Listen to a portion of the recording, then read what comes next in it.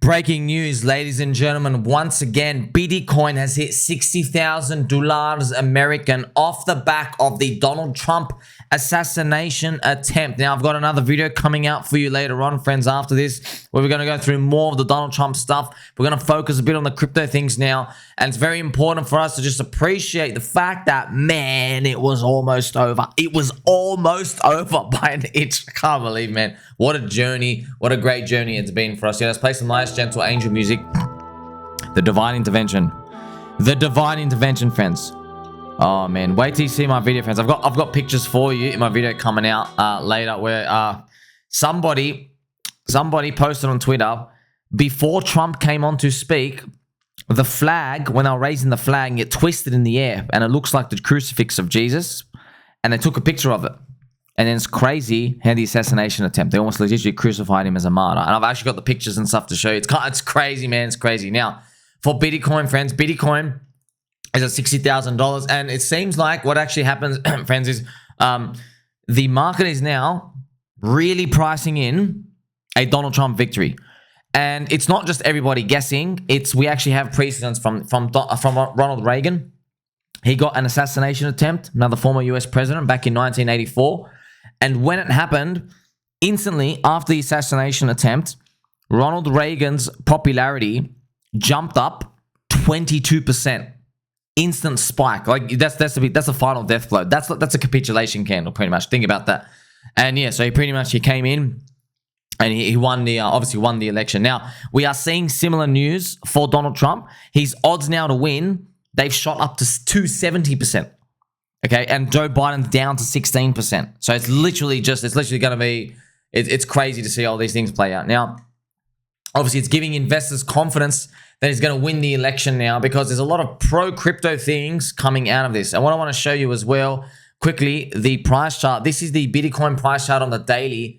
And friends, I've also got to remind you as well, Uncle Bobby Loukas has just mentioned that he thinks we've now confirmed that was the cycle bottom. The 60-day cycle, okay? The 60-day cycle bottom. So it's around, they last like 50 to 60 days. So if it continues, this friendship, we are going up for the next 60 days, which is up till September. And we all know, oh, poopy September. Oh, no, man. Friends, I swear, I'm not joking, man. Before crypto, I used to love September, man.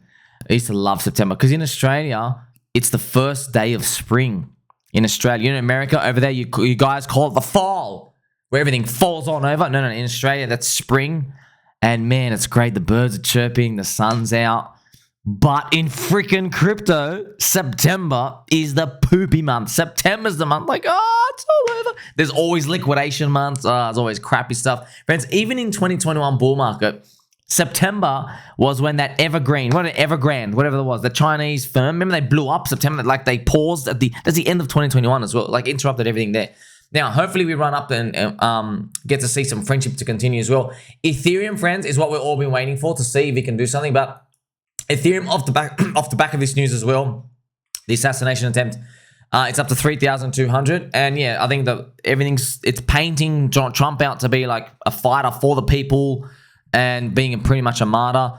If you've been following me as well, friends, actually, let's go through Trump as well. But Donald Trump, he's set to speak at a Bitcoin conference. Okay, July 25th to 27th this month. And here is the actual invite. You want to know what's crazy, man? That's crazy. To sit on the round table, it's 844,000 US per person. And if you want to take a picture with him, $60,000 for a person. Damn, 60 grand. You got to pay a photo for that. That's crazy, man. But, you know, it is what it is. That's the free market. So it's bidding, the bid. That's what the bid is pretty much to join in on that. Now, the thing is about this convention, friends, remember, this political thing, it's really powerful, man. Like, it's a US election, dude. Friends, they control the money printer. They are the money printer, you know? So that's why, like, you can't ignore it. You can't ignore it from financial point whatsoever. It's literally people who are going to be just saying words. It's politicians, right? They're saying words to give you an idea of how they're going to spend their currency, how they're going to inflate it around. That's what it is, right? They're inflating the US dollar and where it's going to be directed to, and things that are going to benefit from it or not benefit. And it's really important because 83% of the world trading volume is US dollar. It's very important. So as you can see, friends, the US dollar dominance, you can't. And remember, it's half of every transaction. It's another way to think about it. In crypto, everything is traded with a USD pair. So you want to know what the hell that USD pair is. It's kind of like, imagine, friends, there was a big announcement every 4 years and Bitcoin had an actual CEO. And they were going to tell you what they were going to do with the Bitcoin, the release schedule, where they're going to increase the inflation or drop it, right? So, that's Bitcoin schedule, right? Now, obviously, as we know, it's all fixed and programmed. But that's because half of every transaction, right, in the BTC USDT pair, half of it's Bitcoin. So the other half is, of course, the USD, right? So it's either Tether, USDC. So yeah, it's pivotal to this. And man, friends, I'm still in shock, man. It's gonna take me about a month to get over this, man. We were literally an inch away, and it was all over for us. Like I've gone white like a ghost. I am pretty white already, but like I can't believe it. I'm stuttering all the time. Like, man, if they got him, we were talking about that. We were saying like, man, they're coming after him. I remember some friends, Tucker Carlson. Everybody was always saying like, man, he's getting real close to like the way that the other side they're coming for him. They're actually going to come and do something crazy. I can't believe it, man. What we're actually living through. Now, that convention center, it's important, friends. You want to know why? The Republican Party. So when Donald Trump came out and said, yeah, I like crypto, Orange Man good, right? We love Donald Trump. Obviously, Orange Man good. Everything pro-crypto, please just throw it in there. Now, very important. A politician, what they say, what they do, we know, not a good track record, right? Not a good track record. However, the Republican Party came out and they confirmed actual statement from them.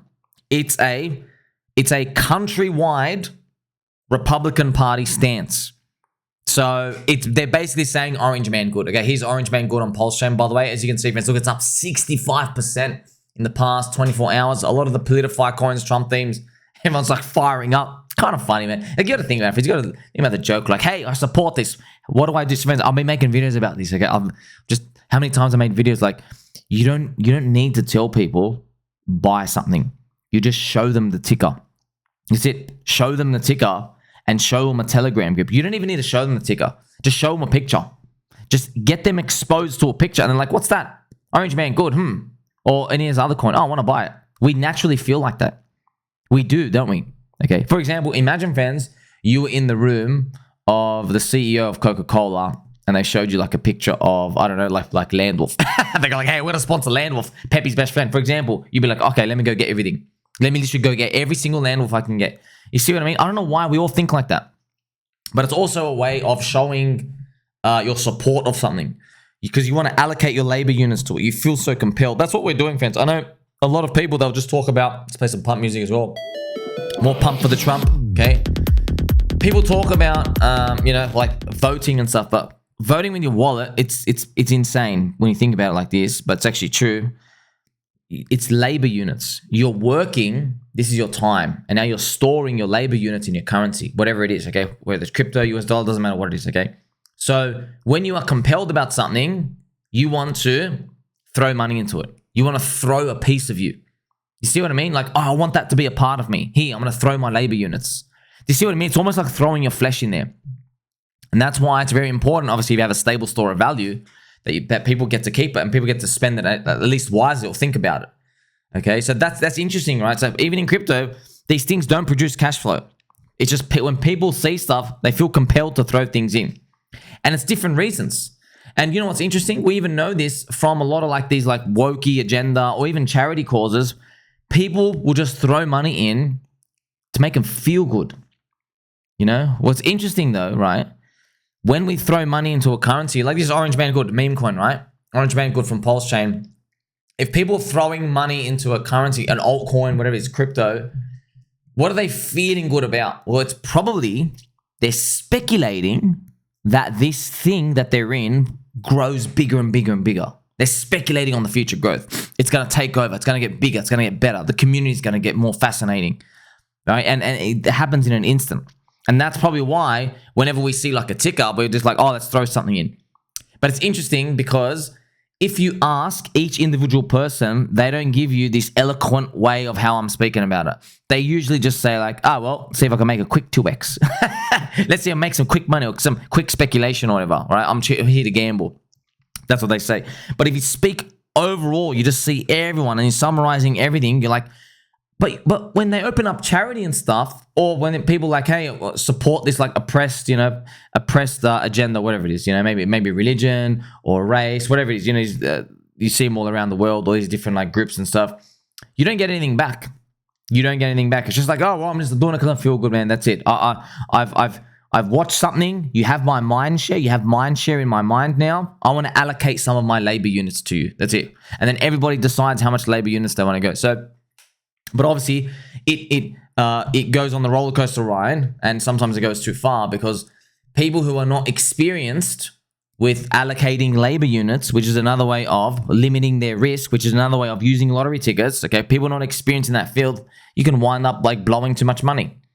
That's it. That's another problem. That's another important aspect. That's a big problem as well. So yes, obviously you have to make the decisions for yourself. That's why you have to be responsible. That's why, friends, part of my responsibility is I always call these things lottery tickets. They can go to freaking zero.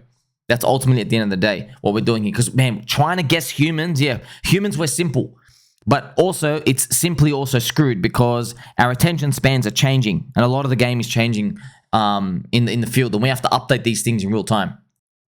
So, that's why when I show you like this image of Trump and it's evoking all these images, it's like this hot, fresh, viral photo that's going to be coming out, probably blasted everywhere for years and years and years to come, friends, is this, okay? So the Republican Party, this is where I'm leaning it in towards. The Republican Party, they've come out and they said, Republican Party official crypto stance countrywide. You're allowed to mine Bitcoin yourself. No more anti-crypto stuff in the government. You have the right to transact, I think almost, I don't know if that said the right to transact privately or something. I forgot what the words is. It was the right to transact like freely. I think it was freely. So I think it was like a bit of a choice of the words there. And they also said you have the right to be bankless as well. So they actually put that in this official statement. So I can show you right now. Here it is, like no end. So end the crypto crackdown. No CBDC. The right to mine. The right to self-custody. The right to transact freely. So that's what self-custody is, friends. Pretty much the right to be bankless. That's pretty much what it is, okay? So it's interesting.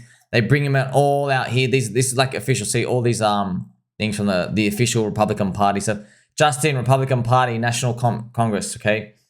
This is super important. You see how, friends, as they start to like basically like, they're basically speaking to the people. This is what you want, man. It's kind of like, politics, it's a dirty game. But hey, man, where's our bribes? That's all I'm waiting for. Where's our bribes? Okay, we have all the memes here. We have all the people. When do the things start happening? Now you get to see, right? They're here to win votes. So obviously hoping that this transpires into, yes, more number go up, more price go up. The cycle keeps continuing. But we still got to be mindful, man. Because, friends, if you've been following my channel and me for 2 years, it's literally been 2 years, okay? Literally been, a bit over 1.5 years. I have been talking to you about Ethereum's third cycle curse. I've made so many videos on it. Well, we are now confirming it, okay? So Ethereum's third cycle curse, friends. So pretty much Vitalik, literally this is like 15 hours ago, just came out. Vitalik has had a conversation with someone. Someone said, Lukin, did you vaccinate Vitalik? Yes, I triple-wheeled the Moderna. Unfortunately, it's not enough. The variants talks about all these other stuff and the vaccine and stuff, and everyone, friends, it's pretty much it. I made this picture here. It's Ethereum's third cycle curse. There were actually people coming out saying like, hey, man, like I'm selling my Ethereum and stuff. And I'm just showing you, friends, okay, look, this is just interesting how the curse is real. And if you want to know, for someone out there, you're probably wondering, how the hell could you, especially my Habibi, I love you, you still might Habibi. It's okay, Vitalik. You can still pump it, bro. It's okay. There's just something everyone else has to know. Okay. Economists have written about this for a long time. When it comes to speculation and asset bubbles, which is what we are, okay, there are multiple waves, yes? The first wave is the most euphoric. The second wave is diminished, but it's still good. It's still good for one last pop. The third wave is a dud, and it's always underwhelming.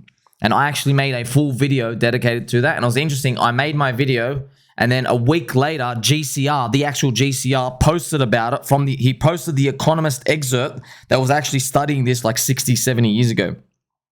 Okay, so this phenomena is real, and it makes sense, right? That's why, friends, that's where when I started reading this, just like, over 1.5 years ago, it just put in my mind, like, what interesting. I wonder if I can look at crypto markets in terms of just narratives of mindshare, like cycle 1, 2, or 3, and how old the coin is and these ages of these things in your mind. Okay, now age it's important to think about something, because the longer something's been around, it's not that something is white. Like, you're not bad because you're old, right? You're not just bad because you're old, but in markets, you kind of are. Why? Because the longer something is around, the higher counts of maybe informational edge you have out there lurking in market participants. So pretty much people get to learn and understand what they're trading the longer it's been around out here, because they've had time to study it. They've had time to study the moving averages, what makes the thing tick, time cycles, the prices, the deviations. They start to learn aspects of that. And the best example I can give you about is like Ethereum. No one had any idea what an Ethereum was literally back in 2016. No one had any idea, from all the videos I've watched and all the pictures. No one has any idea. Now we're all slowly starting to understand what's a validator. So you validate the transactions and you get paid out this little yield. What's a staking thing? Okay, you see how we're starting to we're all starting to learn. It's just like the internet. Like when the internet first came out, what the hell is that little @ sign? What's an email? Oh, the email's on the internet. And because friends, even like people didn't understand back then. If you have an email on your computer and the computer breaks down, they did not know. Like, wait, the emails, I destroyed the computer. The email's gone. They're like, no, it's stored over there in the internet. It's stored on a server. And I was like, what? How does that work? Wow, I can go get it anywhere else. So that type of mind shifting stuff that's happening in crypto with us right now. And as it happens with each different, obviously different coin and the communities and the pricing and the cycles and all these, people learn them and they basically just get a better feel for how to price these things in. Okay, and they don't go as euphoric. And this has been happening. That's why you get the diminishing gains over time. Bitcoin, Ethereum, and all this other stuff. Like, everyone knows what a halvening now is, okay? So Ethereum's third cycle curse. I know this is a joke as well. It is a joke, friends, but not really a joke, because they're just showing you Ethereum and its third cycle curse. It's real, man. It's real. And if you want to know, hey, if Ethereum's got a third cycle curse, why are you bullish on it? No, friends. It's Ethereum tech. Okay, it's EVM. Now, there is Solana ones. That's good, but a lot of the developers and all the people, they're still using the EVM stuff. So it doesn't necessarily mean go buy ETH, the ticker, but it just means we're in the right place. The DEXs, the hotbed of innovation, all the memes and stuff, all the other creation and all these things. Now, of course, man, if anything else pops up new, we're going to participate and it's going to be completely fine. But the biggest mind share right now is everybody's doing EVM. For example, we know about EVM, now we're on Pulse Chain, okay? Pulse Chain's leveraged on Ethereum. You have the meme coins and everything and the altcoins on there. So you just get to see how these things are playing out. Now, let's talk actual price chart for Ethereum. So when I talk about a curse, what does that mean? Well, a flippening is 0.16. And if I was to think about a curse, friends, I would just feel like Ethereum goes up and hits 0.95, not even around 0.10.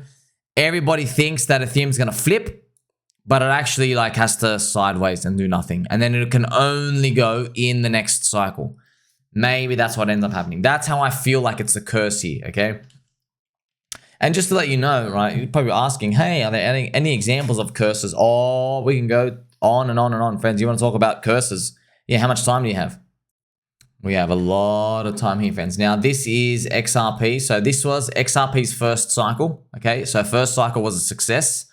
Its second cycle was a success. You see that? Big pops up. Now, look what its third cycle did, bro. This is your third cycle down here. Look how garbage you are. Wrong. That's all it did. That's literally all you did wrong. Okay, so third cycle curse. That's XRP. I can show you same thing with Tron, friends. Tron, first cycle, actually. That was its first cycle from before. One, and now look, the second one's even diminished. I wonder if it's even going to do what it's going to do for this next one. But as you can see, right, it gets tough, man. As it gets tough. This is Litecoin now, friends. This is Litecoin, okay? Litecoin, big first cycle. And then second cycle, okay, diminishing. But now this is the third cycle. Look at that, just absolutely garbage. What is that? Hasn't even moved up. So there are many these curses everywhere. Okay, now I can also show you as well Bitcoin. This is the Bitcoin curse. Now, where was the curse for Bitcoin? Well, it was clearly here. Never hit 100K, man. It never hit 100K. The diminishing factor from here to here was the worst ever of all time. So Bitcoin's third cycle here was absolutely garbage. First two amazing, third cycle trash. But now we don't know what happens in cycle number 4 because this is the thing, right? Cycle number 3, you never get as euphoric as you should. So pretty much Bitcoin, it never hit that $120,000, $150,000 mark. It never went up here, okay? It stopped down here. Now, initially you think, oh, that's bad. Or is it? It could be, it's just healthy. It's more mature. There's less weak hands who don't know what they're doing, less of them participating in there to mess up your chart, pretty much, in a way. But so you don't make as much money, but you don't get destroyed as much because you don't get so many non-believers in, okay? You don't get so many non-believers in. So what ends up happening is pretty much we're now in cycle 4. Now, Bitcoin's actually doing okay, which it kind of implies, friends. It really kind of implies Ethereum is going to be poopy this cycle. And then we got to buy Ethereum in the next bear market because Ethereum is going to like surprise people and it's going to like lead the way first. That's what I'm kind of like expecting. And that's what it might be. So you might saying like, why would that happen? Well, in the next 3 to 4 years, they're sharding, which is where they make the mainnet super faster, a lot faster. That's when it's expected to come out later on. So you kind of say, wouldn't it be weird if in the next bear market, their sharding finally comes and Ethereum starts gaining on Bitcoin in a bear market in its 4th cycle as like it's basically paying back for its sins of punishing you in the 3rd cycle. So these are blue chip stuff, you know, and we're not here just for blue chip stuff like that. We're here for the hot, jet, sexy, juicy altcoins, you know, things like, you know, all the Trump theme, politified themes, altcoins, everything coming out here, Pulse Chain, Deep Value Contrarian, all of these with information asymmetry. That's what we're really here for. But I'm helping sharing the idea that being complacent, friends, it can be dangerous, especially in crypto, being very complacent, because the discrepancy between winners and losers is extreme in crypto. Like, well, on one end, you got people who are like going to get the 45x, you know, in the next 15 months. On the other end, you're going to get people who only get like 3 or 4. Okay, it's literally only going to go like a 3 or 4, and it's just going to come back down 50% retrace. You're only up 2x, and those people got to witness a 50x or something. Okay, so but getting to that 50x, that's another whole goal yourself. That's why you got to look for information asymmetry. Do we have an active community? Do we have some sort of edge? And you also got to get in early. Okay, if you can't get in early, none of the magic happens. So there you go, friends. We're still on our way out here. This is the Bitcoin price chart once again. This is the weekly chart. Bitcoin is $60,000. Hopefully we get back in, then we can continue that cycle. If it does continue, all right? If it does continue, doesn't seem like there's left translated chance anymore, but you know, it's topping out somewhere next year. That's pretty much what everyone's been thinking about. And yeah, man, like based off what everyone thinks, I'm listening to some Raoul Powell comments. He's like, man, all of us have PTSD from the past cycle. All of us. He goes, literally everyone, friends. And he's not even close in terms of like what other worry are we? I mean, I can really tell. As soon as he said that, I'm like, oh yeah, 100%. We are all super, super paranoid when it comes to that. I mean, look how paranoid we are, friends. I mean, I was so paranoid. I drew this freaking box, this lower high thing back down here. I drew it down here. I drew this box of us only stopping at 80K down here. That's like how paranoid I was. But, you know, it's better to err on that side rather than like just being a moon boy and doing turbo leverage. Okay, so I don't know where we're going to stop. You don't know where we're going to stop either. The most important part is we've taken this on board, right? The idea of memes and the meme coin awakening and everything else that's been happening this year of 2024. We get to see that theme, the theme of the memes, culture casino, mindshare, network effects, how people are trading attention, and the idea of that transcending basically through like just, you know, basically internet space and then actually moving price markets. That's pretty much what the theme is. We've been able to capture that, at least study it. So now hopefully we're like lock and loaded for the actual bull market and the alt season wave. And I guess we'll see the tug of war, the great tug of war. Like who's going to win, friends? Is it stuff like my trumpeting thesis, my riveting thesis, my believe in something thesis? Okay, is that going to be it? Because remember, you know, had HODL in 2017. In 2021, we had Diamond Hands. And then I've been able to tell you, hey, I think this one is believe in something. The fist up. It's the fist up. You also see Donald Trump's fist up. You see what I mean? Believe in something. And yeah, if that continues, of course, man, friends, memes. That's what everything is, right? Memes. Store of value is a meme, by the way. It's literally just a meme because it's not utility. Okay, even like gold, only 15% of gold is utility. 85% is meme. It's just people who believe in it. That's it. Okay, so that's where we're moving along. Everything so far so good. We're gonna have to change everything, but remember that tug of war. We got the VC expensive tech coins on one end. We got cheap meme coins on the other hand. Okay, cheap altcoins. Who's gonna win? Are the retailers from Coinbase or wherever they come from? Okay, are they gonna come in and buy $3 billion governance tokens, or are they gonna come buy some existing and or new memes? We'll see what happens. Make memes great again. Make sure you like, subscribe. Tell mom and dad you love them. Don't forget to love your friends. Catch you soon.